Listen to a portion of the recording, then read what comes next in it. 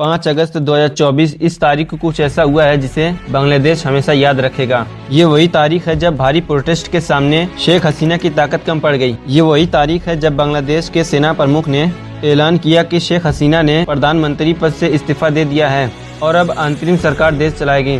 भारी प्रोटेस्ट के बीच 5 अगस्त को यह खबर आती है कि शेख हसीना सेफ जगह जाने के लिए निकल चुकी हैं और उधर शेख हसीना के आवास पर जमकर बवाल होता है। और इतना ही नहीं बल्कि शेख हसीना के पिता मुजीबुर रहमान की मूर्ति को भी गिराने की कोशिश की जाती है। लेकिन यहाँ सवाल यह उठता है कि आखिर बांग्लादेश में शेख हसीना के खिलाफ इतना गुस्सा क्यों है।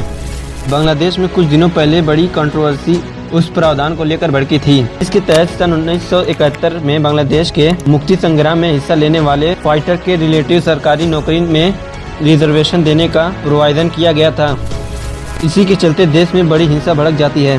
न्यूज एजेंसी एपी के मुताबिक युद्ध करने वाले फाइटर्स से जुड़ा कोटा 5% किया जाना चाहिए और 93% नौकरियां मेरिट के आधार पर अलाउ की जानी चाहिए। इस फैसले में बाकी 2% आरक्षण का प्रावधान जातीय अल्पसंख्यकों और ट्रांसजेंडर और विकलांग लोगों के लिए किया गया है।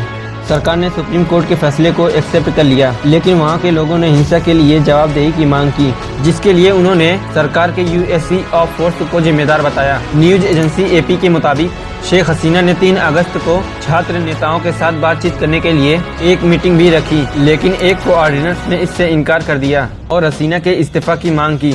इसी बीच 4 अगस्त को बांग्लादेश में एक हंगामा होता है। मीडिया रिपोर्ट के मुताबिक 4 अगस्त की भड़की हिंसा में करीब 10 से ज्यादा पुलिस कर्मियों और 100 लोगों की मौत हो गई।